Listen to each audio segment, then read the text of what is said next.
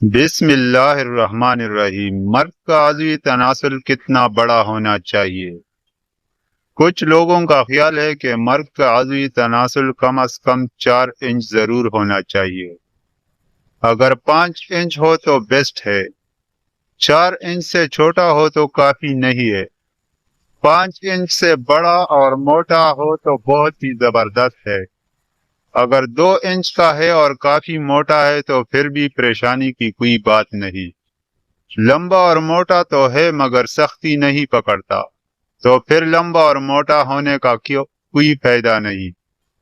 اگر 3 انچ کا ہی ہے اور سختی اور کارکردگی دکھا رہا ہے تو بہت ہی بہترین ہے۔